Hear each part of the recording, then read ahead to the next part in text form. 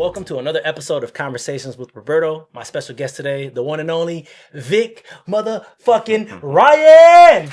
Woo! Welcome, bro. We're back for another motherfucking episode, man. You were the first person that I initially shot these episodes with.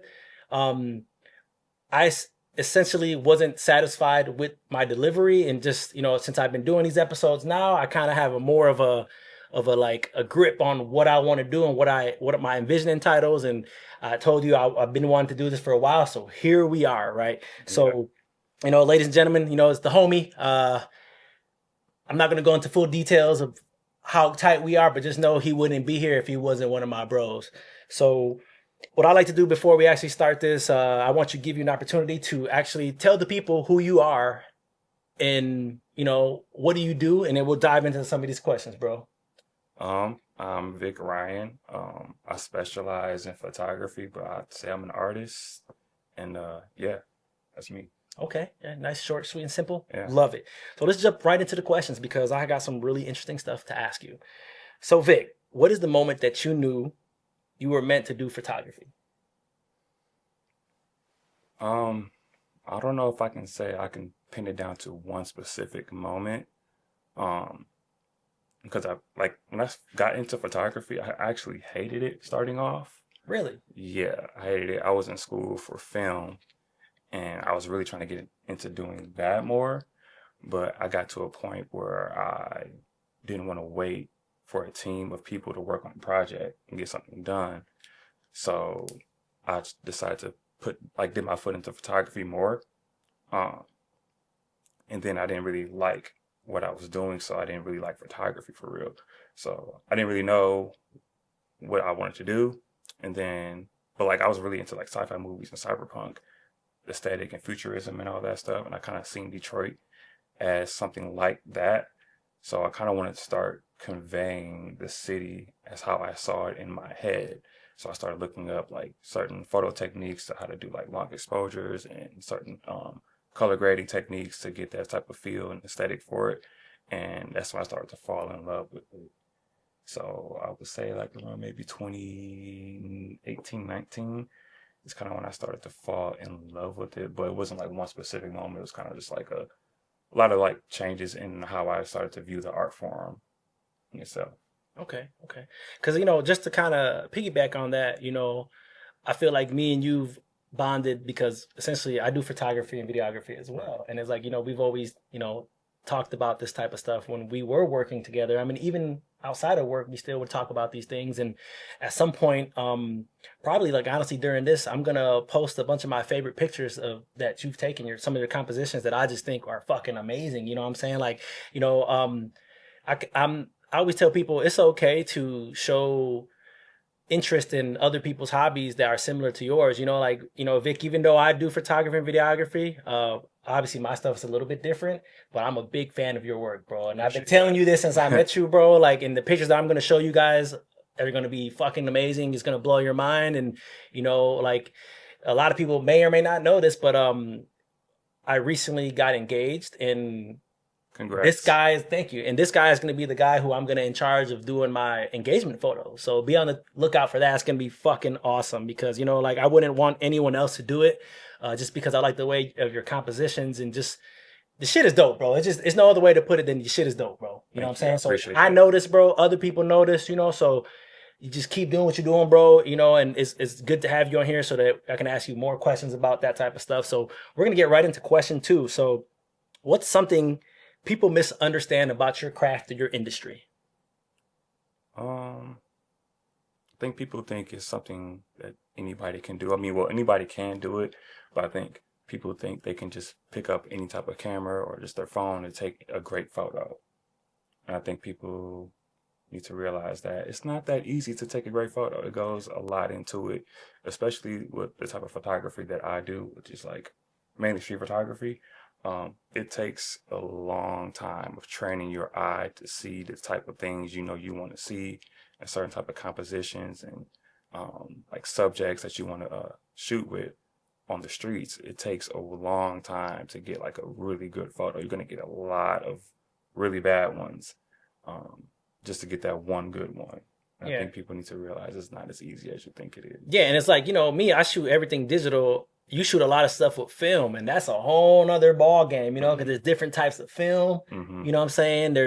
You gotta be able to know how to properly expose your camera lens, or just in general your camera, to kind of capture those shots. So it's like the thing that's crazy with like now with the digital photography versus like film. Like I take a bunch of pictures with my camera, I can see what them shits look like right then and now, right? Film, you got to send that shit in, and you might never know what might happen, right? Yeah, it might come out fucked up. It might come out dope. It might come out, Blank. You know what I'm saying? Blank. Blank. And I know you've told me stuff like that has happened. Yeah, I still don't understand how it happened, but yeah.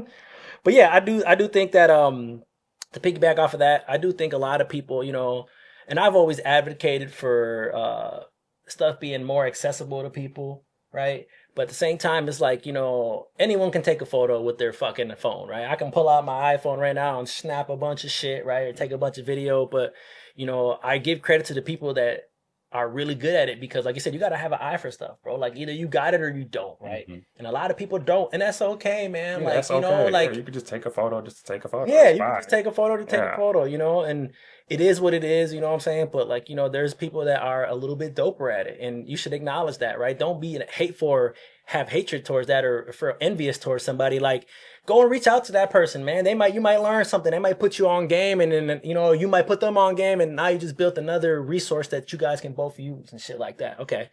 So that's okay. So the next question I have for you is, if you weren't doing photography, what do you think you'd be doing instead? Professional video gamer? I would love to do that. Dude is a beast in Tekken. I would love to do that. And other fighting games as well, but yeah. If I was doing photography, I would be more focused in film. Because that's kind of where I started off. I just kind of stopped doing it and just more so focused on photography. But if I wasn't doing photography, I would just be more so focused on that. I was doing a lot of behind the scenes work. I was a boom operator for a while. Oh yeah, I like BPA. Yeah. I did a little bit of acting too.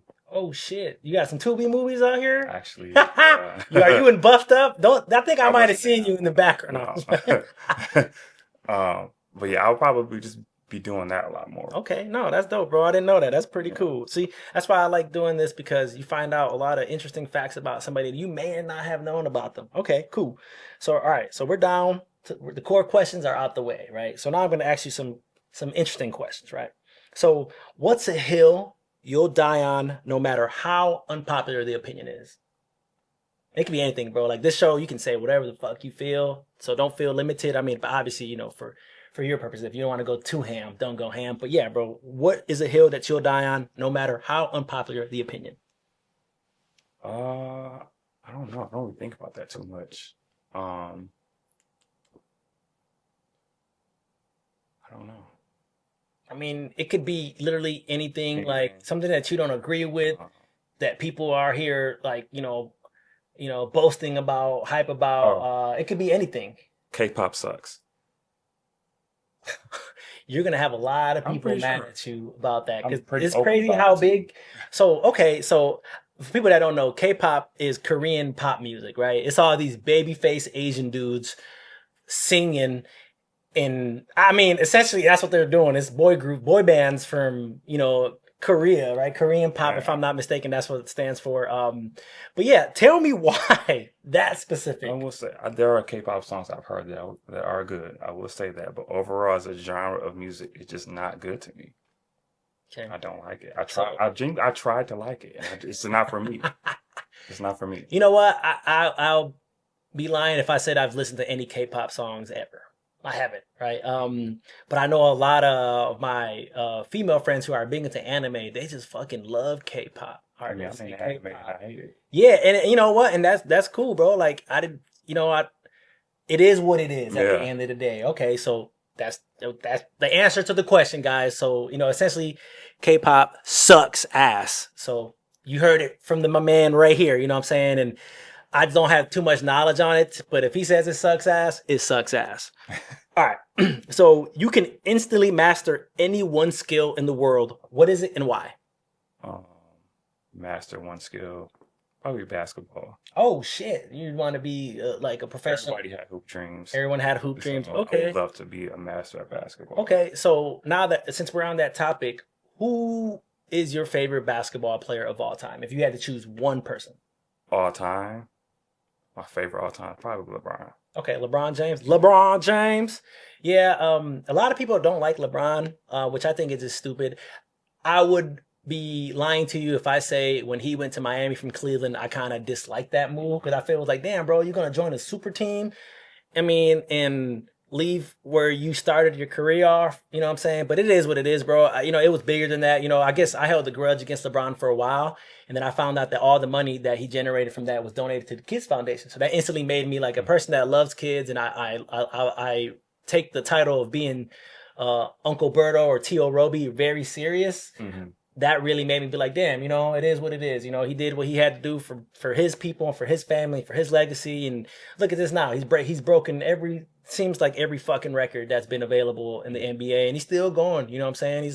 He's an old man now. I don't think he got too much gas left in the tank. You know what I'm saying? But at the same time, it's like he just gotta, he don't have to prove anything to anybody, bro. He's one of the most marketable athletes. You know what I'm saying? Never been in no scandals. At the same time, there's a lot of shit we probably just don't know because when you're that powerful and that known in the world, you have a medium public like a publicity team, right? That they throw out what they're gonna throw out to the media to kind of counter all that extra bullshit. But at the same time, I will say this, like, he married his high school sweetheart, you know what I'm saying, through thick and thin, whatever they may have gone through, and they're still together, bro. Like, he's in his son's life. A lot of these people don't realize that being in your kid's life is very impactful on their development and who they may or may not end up being, right? I know a lot of people that aren't fortunate enough to have both parents around, whether it just happened or someone passed away. It's just like a lot of different things. And it's like, when it comes to like seeing him as a father, man,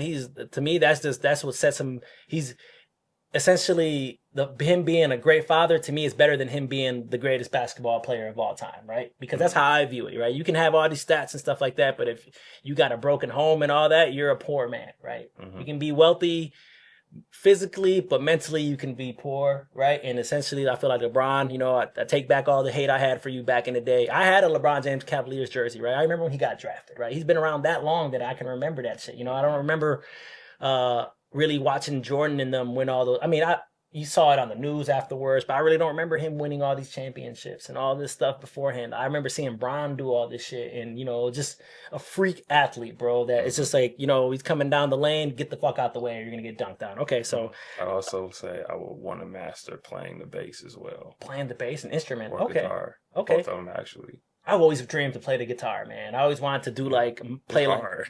I know, bro, and it was so crazy. It's like, I used to play Guitar Hero a lot when I was younger, bro. And I'm talking about playing expert, hard, going crazy. And my father's younger brother, my Uncle Juan, he can actually play the guitar.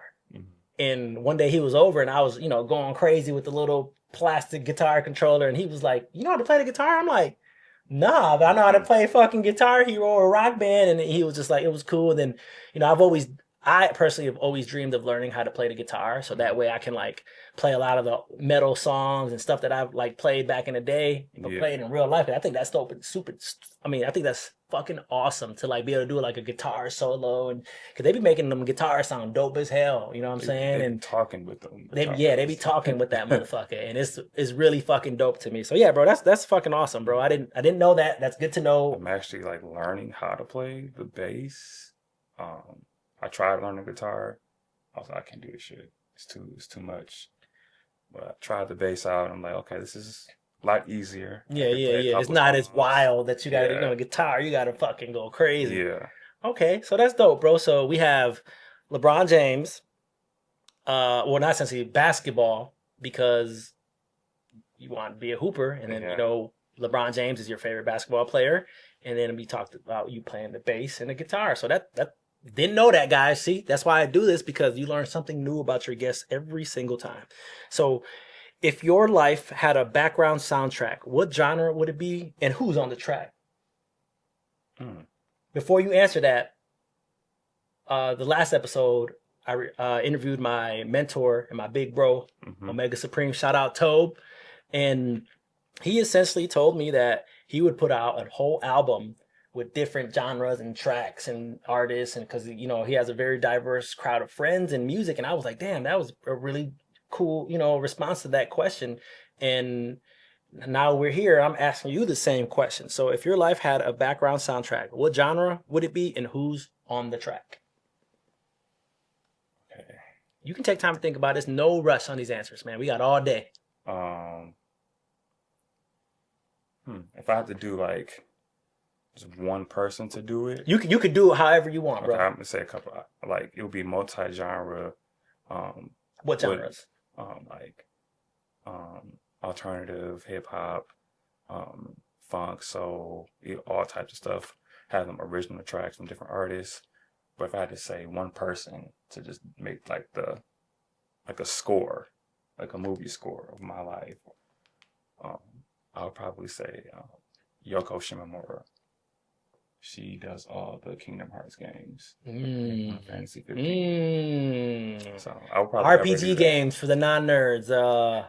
Kingdom Hearts is still to me one of the greatest games. The first one. I mean, the other ones are good too, but the first one is like a classic. The second one is the best one. Yeah, the second one is fire. I always tell my fiance, like, if we're ever on like a trivia show and they ask her like what are my top like games of all time, one of the games that I have on there is Final Fantasy VII, right? Because it was just like that was like the first Final Fantasy that I ever played, where I was locked in, bro. Like my aunt got it for me. I even remember having the game, didn't even have a memory card. Yeah. So for like the first couple days, I left my PlayStation on, and then I got a memory card, but I guess we had like a power went out or something, so I lost all. I mean, it was like a day and a half worth of playing, like a couple hours. So I had eventually restarted it and just, bro, I've never in my life, I think that was like the first game that I 100%ed. You played the remakes? Yeah, I played the remakes. Yeah, for sure. Yeah. You gotta play the remake. remake. My dog Cloud. I actually want to get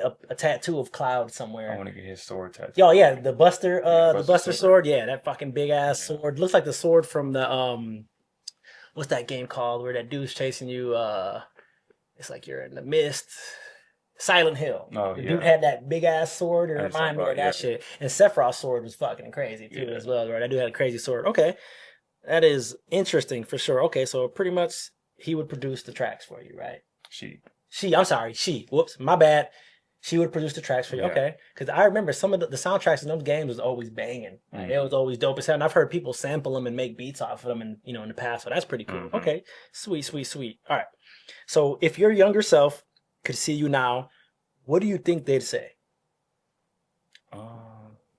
Well, I think he would be disappointed that I'm not an astronaut. But after seeing what I'm actually doing, I think he's like, okay, he turned out pretty good. Okay. Word. Yeah. Hell yeah. Man, I think every kid wanted to be like a fucking astronaut at one point in time. I ain't gonna lie, I have a deep infatuation with space, bro. Yeah, me Just too. because there would be times when I was like super blowed and I would start thinking about like, looking up in the sky and like every single star is a sun somewhere, right? Yeah. So, further than we can ever even reach, right?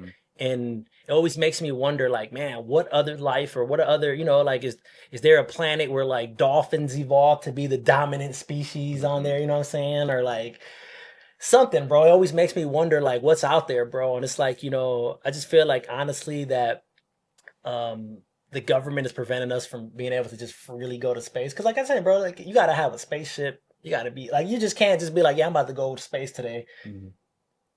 I'm pretty sure there's a lot of stuff you got to sign, like non-disclosures, NDAs to be like, hey, yeah, this might be happening.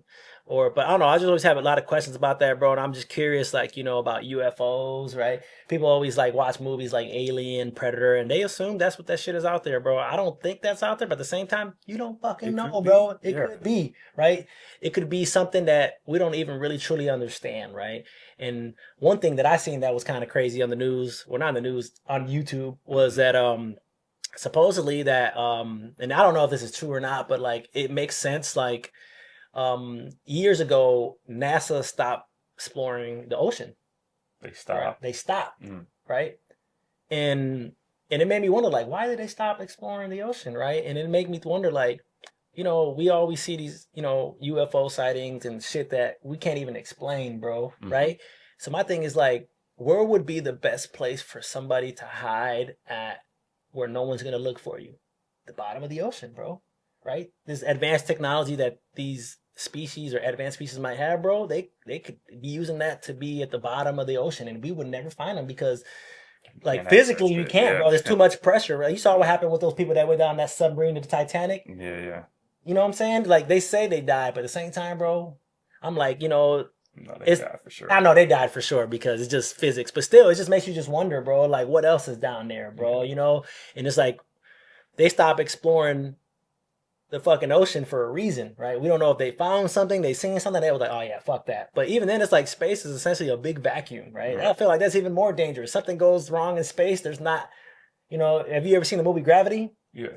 Holy shit. And when I say I've never had anxiety watching a movie, that movie gave me like really bad anxiety. Cause it's Yeah. like I felt like I was in that shit, bro. And it was like it was a real good description of what could potentially happen to you, right? So it was wild to me that like, but yeah, bro, space is definitely It's scary, scary as but hell. beautiful. Yeah, scary but beautiful for sure, for Yeah. sure, for sure. Okay.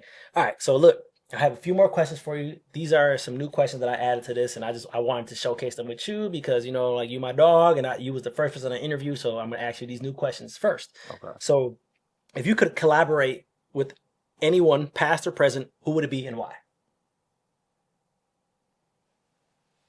Hmm. Sticking to my craft. Um,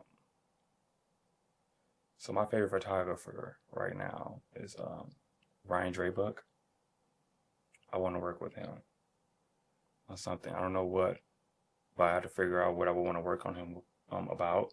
But Mm. something with his photography. I love the way he like his compositions and like the way he like sets up his shots and everything. Phenomenal. Okay. I would like to work with him on something one day. Can't say that I'm familiar with this person, but I will definitely look into this afterwards Yeah. because I personally like learning about new stuff. So essentially, this person you're referring to, if you could give me just an example of what their type of style is so that I can kind of paint the vision right now before I do my own research later. It can be very abstract and very cinematic at Mm, times. I like abstract cinematic shots. Yeah. Right. Okay. Okay. Nice. Nice. So we got that person. Okay. Sweet. What's a recent challenge or obstacle you faced that taught you something valuable?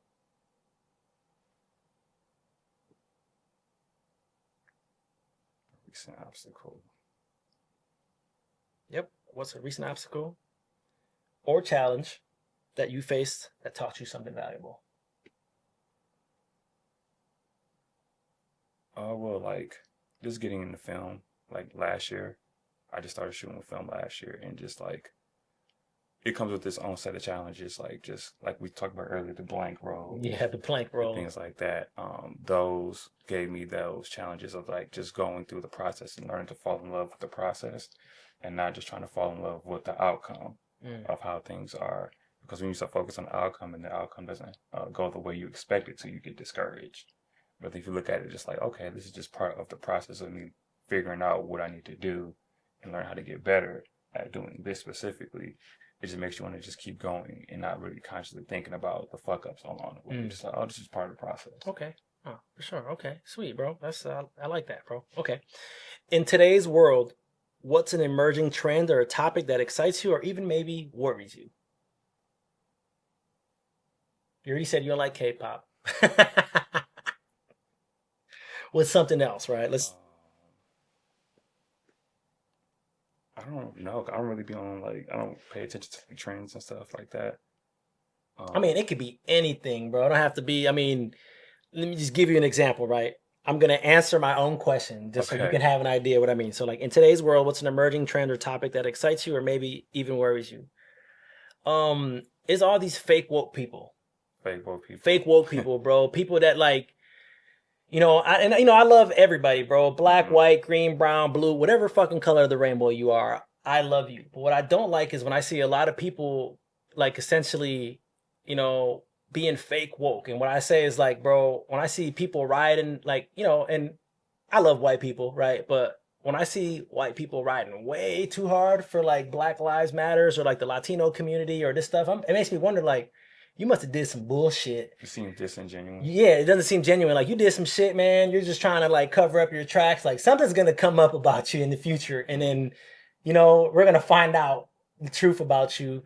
Or, it's just like essentially like a lot of people, bro, fake care, right? Mm-hmm. About situations, right? Like Just, I there's guess so it's much. trendy to care. Yeah, bro. And it's like there's so much shit happening in the world right now, bro. It just makes me be like, how can you fake care about everything, bro? So much, bro. Like, I mean, essentially, bro, I'm a genuine human, bro. I love life, right? I love little kids. I love being an uncle. You know what I'm saying? Everything that I do now is trying to make sure that my nieces and nephews, as well as my friends' kids, which are my nieces and nephews as well, that they're put in the best positions that they can be, right? Granted, their parents are doing amazing jobs, but like it's like when I get the opportunity to be able to like help or assist, do stuff with them, I try to do that, bro, because it's like at the end of the day, it's like, when I was growing up, I wished a lot of the stuff that people would do for me, like I'm doing for people now, right? I've always been a giver, right? I've never been a receiver, right? So I always like, for instance, like if God forbid something ever happened, bro, and someone fell in hard times, I would give somebody the shirt off my back, right? But what I've learned is that not everybody will do the same for you, right? You know what I'm saying? Like if the roles were reversed, no, somebody wouldn't give me their shirt off their back, right? And it's just like, I just feel like in general, like people have always kind of like overlooked me, right? Like for instance, like a perfect example, right? I feel like back in the day, right? I might not have been LeBron James or Allen Iverson, who's my favorite basketball player, as well as Kevin Durant. I might not have been these players, but I was decent enough, right? Yeah. But I would always get picked last or not picked at all until the next point where it's like, oh shit, I got next. And then I would pick the team, and then we would go on a crazy run. And it was just, I always had that mentality, like, I know how to pick talent, right? I know how to pick out people that can help me build something, because essentially I can't do everything by myself, right? Right. And it's one of those things for me. It's like it's always been like where being overlooked made me more hungry, right? It made the fire just grow in me to kind of like do stuff like this, right? Like essentially with like this show, for instance, bro. Like the reason why I even did doing this show is because I've always wanted to showcase all my cool friends and people that I've met over time, because like I feel like people deserve that stage and people deserve those flowers now, right? I don't want to do this shit when people are in a casket or I want to do it now. And I felt like with just my multi talented skills of being able to like know how to use a camera, learn how to do all this, set this up. It takes skill set, bro. It takes a lot of different talent, Then afterwards, me editing all the stuff. It's just like I'm a one man team, right? I always refer to Tyler the Creator as one of my favorite people of all time because of all the different shit he does, bro. He writes, produces, creates clothing, this album covers, like, and he takes all the credit for that shit because, well, he's putting in the fucking work. You know what I'm saying? So like, essentially, that's my thing, my trend, that like people just being fake woke, bro. And I hate that shit, bro. And I just wish people would just be honest of who they are and their intentions, bro. And not just trying to please the masses. Mm-hmm. I'll probably have to say meta glasses. I hate those. Okay, tell me why you hate fucking meta glasses. Like the concept of them. I think it's creepy, to be honest. It's just creepy as fuck. And it's so weird for me because I'm like a street photographer and I like take like photos of people without their permission and all that stuff. But at least they know I have a fucking camera. Yeah. Photo of them. So it's like, I'm doing this. I'm not yeah. being like sneaky and creepy about filming you or recording the interaction with you. It's just, I don't like it. You know what? I will say that I halfway agree with you, because my thing is this, right? I think it's cool to have that technology available, right? Mm-hmm. But I don't necessarily want to own something like that, because it's just, you look like a fucking total tool with these thick ass Ray-Bans or these Oakleys, and it's just like, I mean, I get it's cool for like certain stuff, right? But I've seen a lot of people be really weird with that shit, bro. Like I've seen like dudes on the beach with them shits on, walking, like recording. And I'm like, dude, you're a fucking creep, bro. They would like, do that without the glasses. Yeah. And I seen someone on like internet before get their ass kicked for doing shit like that, bro. Like they was at like a boardwalk, and some dude was like, "Oh, so you recording girls with your glasses?" Dude was like, "Nah, man, I'm not." And he was like, "Nah, bro, I think you are." And he was like, "I'm from here, bro. Like my gang runs this area. You should get the fuck out of here." And like the white dudes got shook and got the fuck up out of there. But yeah, bro, I will say that I agree with that to an extent. But yeah, I mean, technology is technology, bro. They're gonna, I'm personally more of like a action camera type of guy, or like Hmm. a 360 camera, or like actual camera. So it's like, and even then when I'm doing stuff, I always ask people like, hey, you mind if I take some pictures? And people be cool about it. But just turning that shit on and just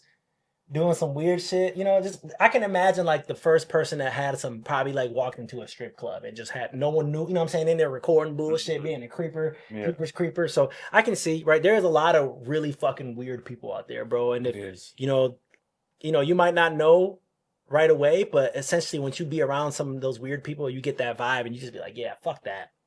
Okay, so meta glasses is the one. Okay, so what's a piece of advice you once received that you still hold close to this day? Um, I don't know. I gotta think about that because I don't really get a lot of um like speech of advice that much. Besides people telling me to just keep doing what I'm doing. That's something that genuinely, that's something, right? Keep doing what you're doing, right? Whether Yeah. it's like, whatever it may entitle to, right? That's an answer for this question, right? Hmm. You know, like um like one thing I will say, some advice that like someone gave me one time that I hold to this day is like, and I give the shout outs to my old manager that I used to work for at Nike back in the day. She told me, work smart, not hard. Yeah. And I take that into everything that I do, right? Whether it's my photography, my videography, to like me just knocking out tasks and projects, or like, Hmm. DJing, or like playing video games. You know what I'm saying? I try to think like, how can I make this easier for myself, right? Yeah. Okay, so yeah, all right. Just keep doing what you're doing. All right. So in 5 years, what's a personal milestone, big or small, that you'd love to look back on? Well, hopefully I have more milestones in the next 5 years that I can look back on. But based off what I've already done in my past, for right now, I would say the most proud thing that I've done in terms of my craft is me getting in a magazine. Ooh. Yeah, some of my work was in a magazine. Was architecture magazine, Metropolis. So that's probably my most proud work Yeah, I to remember that. I date. remember Yeah, those dope ass pictures. Yeah, I remember when yeah. you posted that shit. It looked futuristic. I actually will post a picture of that so you guys can see that, as well as other sweet stuff that Vic has done. But yeah, bro, for sure. So obviously, we've gotten through the questions relatively quickly. So what I do want to ask you is this, bro. What are you gaming on right now? Um, Ghost of Yote, Tekken, a little bit of Soul Calibur 3. I just downloaded that like a month ago. I've been playing that a lot.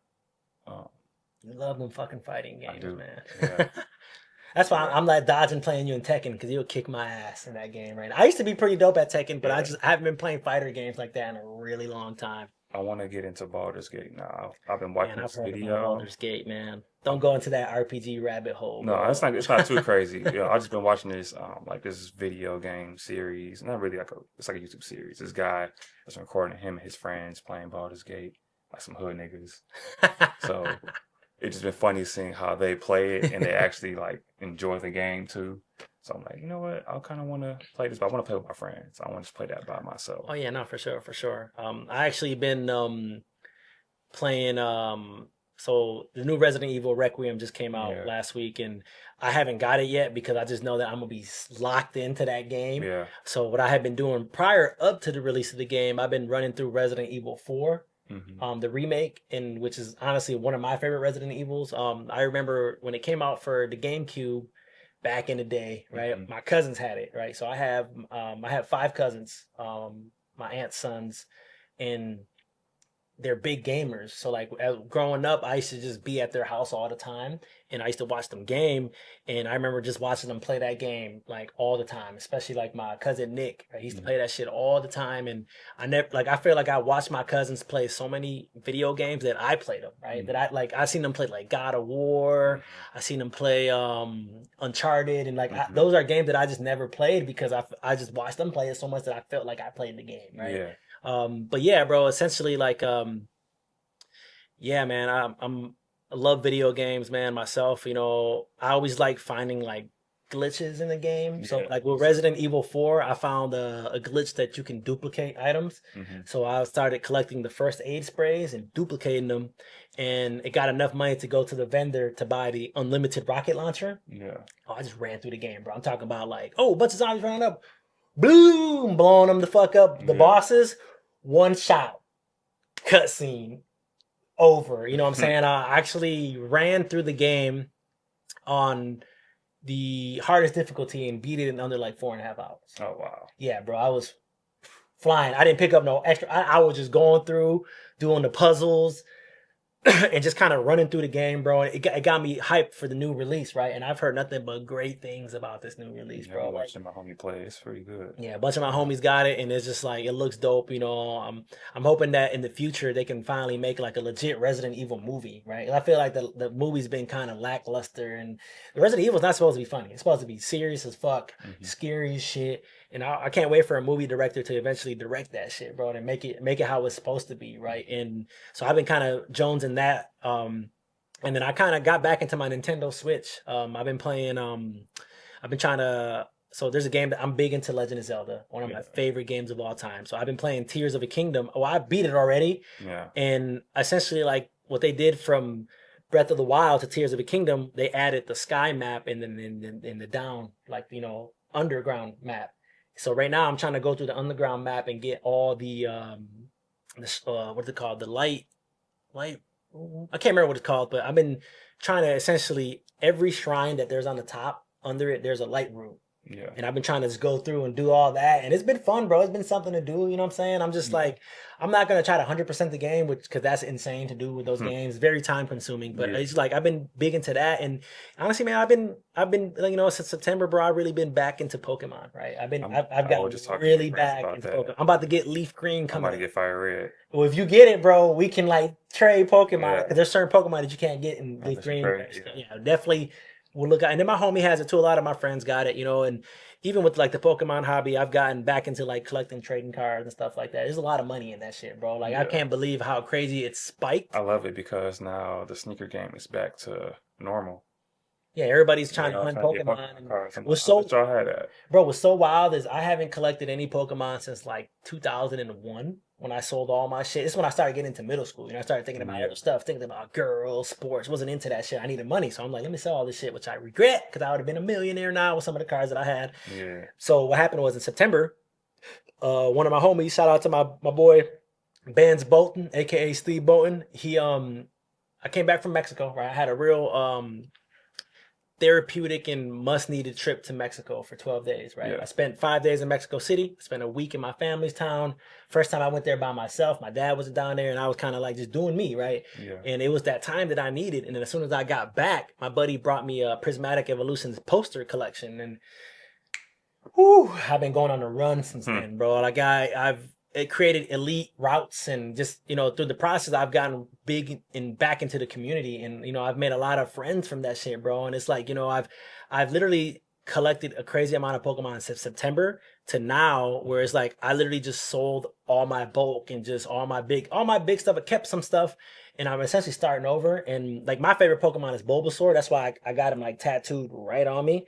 So I've been trying to do a master set of all the Bulbasaurs that's ever came out, which is gonna take me some time, but it's a task that I want to do. It's something I can do, because what I do is this, bro. I'm not a scalper at all, but I'm just really good at hunting. So I'll go out and find stuff, and I know people want the stuff, and I'll trade that shit to get what I want. It's a win-win situation. I keep some for me, sell some here and there, and trade some. Everybody wins. And then I share the spoils with all the homies, right? And it's just like a thing that I've gotten back into. But yeah, man, Pokemon, gaming, collecting cards, all that shit is something I'm big into. You know, I'm actually trying to get back out into the DJ world. Because I took a hiatus, bro. I ain't gonna lie. When I came to Detroit, I noticed Detroit's real cliquey, right? Yes. So like it is. if I were to go throw a party at a venue, people might not show up because no one knows who I am out here, right? Right. But if you part of these groups of these people that I know, you know, do stuff with them, you can get your name out there essentially. And it's like, you know, so essentially I took a backseat to DJing, but I got, way deeper into the photography and videography shit because look at the shit we're doing now. Yeah. And it's allowing me to kind of explore different avenues and skill sets and talents that I have and kind of just show to the world like, hey, look what the fuck I can do, right? Right. I've always been that type of person like, oh, I can tell you, but I can show you even better, right? Yeah. So it's essentially I'm trying to tap into my hidden skill sets and talents, bro, my potential, because I know I can do more as a human being, and it benefits from me doing this stuff because, like, look, bro, I get to interview you about yourself and all this cool shit, we get to talk about, and you know, and nothing against people that have their own podcasts, vlogs, and all that shit. But I'm just to be honest, bro. A lot of that shit that I see is whack, bro. Mm-hmm. A lot of people during the pandemic was bored, got microphones. I mean, you can go to Best Buy and buy a fucking little mixer to connect microphone. Anyone can do this, right? Yeah. But it's not, everyone can't do it correctly, right? Yeah. And I feel like I have the resources and the people to be able to be like, hey man, let's do something like this, because my thing is like this, right? I want to be globally known, right? And this allows me to showcase my friends globally, right? Because YouTube is global, bro. It's huge, and people, you don't know who's gonna see it, right? Someone might see this episode and see the pictures I'm post that you've done. And they might be like, yo, I need to hire that dude for this and that. It's like anything that I can do to help support and put my friends on a pedestal, I will, right? Because at the end of the day, bro, the purpose of me doing all this is to highlight people, highlight you, and show the world, like, look at all these cool people that I know. And essentially that's how I created Conversations with Roberto. And here we are, reshooting your episode, right? And, I'm glad that you came through and that we're able to do this. It means a lot to me that you came through, bro, that we got this. And it's just like, essentially, guys, I want y'all to know that a fire has been lit under me. I'm going to continue to provide you guys with content every week, right? I'm making this sacrifice to be able to do this stuff so that way people can see and essentially give roses to the people that I feel that they deserve it and they need to be known. Because, like being from West Michigan, bro, even though it's only 2 hours away, that 2 hours away creates a huge divide, right? West Michigan don't know a lot about the East Side. The East Side don't know a lot about West Michigan. And I'm trying to collaborate and bring the two together, right? Mm-hmm. That's why I'm interviewing, people from back home. So I'm interviewing people from here that I've met because I want everyone to essentially use each other as resources, right? I always see on the internet people that I know, people that I'm sometimes my closest friends, they're hiring other people to do photography, videography. And I'm like, I do that shit too, right? And I've known you for 20 plus years, but at the same time, I get it, bro. You know what I'm saying? Like, it's more convenient for them to use somebody that's there, right? But at the same time, it's like, I'm only 2 hours away. You know what I'm saying? I'm a phone call away, right? Or a text away. Like, use me, because either you're going to use me or you're going to fucking lose me, right? Yeah. Because eventually I know that one day this shit is going to take off.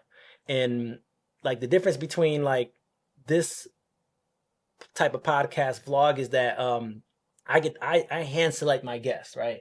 I don't give a fuck if you're a famous rapper from out here or whatever the fuck you are. If I don't know you personally and you're not interesting, I mean, granted, you're probably interesting, but you're not interesting enough to me that I don't want to interview you, right? I want to interview the people that I know that are genuine and that people that have, into the same stuff that I do. And then like, essentially they're not even into the same stuff. We tight, bro. Like, Yeah. You know what I'm saying? I knew from when we first started working together at Trapple that we would be cool, right? I knew that, right? Just like I knew that, eventually the people that I would gain more, because I'm essentially a social butterfly, right? So it's like all these people that I'm tight with is because, I had genuine conversations with, right? And, they say closed mouths don't get fed, right? And essentially, just by being who I am, I'm able to establish all these relationships with all these people that I've interviewed before and interviewed going forward. So I just want to say, bro, I really appreciate you for coming back, man. You've been my bro for a minute, bro. I want to keep the bond, keep going, keep growing. Anything that I can do to help you, bro, to succeed, to get out there, whatever it may be, bro, you have me at your disposal. Please don't hesitate to give me a call, text me, whatever. Pull up, bro. You know what I'm saying? Like, even though we don't work together anymore, that doesn't take away the bond that I created with you, bro. And that's for everybody. Everybody that comes on this episode, I have some type of friendship with you, right? To even want to showcase you like that. Because if not, people wouldn't be here for this shit, bro. I wouldn't be here for this shit. I wouldn't do this. But it's like, I feel like God has given me a voice and a stage to showcase all this fucking talent that I see on a daily basis and all these cool people that I know, because who else is gonna do it, right? You know what I'm saying? And this gives me the platform to be able to showcase those talents and skills to people, and I'm gonna keep doing it until the wheels fucking fall off. But As you other than should, that, yeah. man, thanks for being on here. I really appreciate you, bro. You don't even understand how much I appreciate you. But yes, guys, thank you for tuning in for another episode of Conversations with Roberto. My motherfucking dog, Vic Ryan, came through and said some shit to y'all. And we're going to continue to keep the show on the move. Stay tuned for more episodes. And other than that, suck it easy.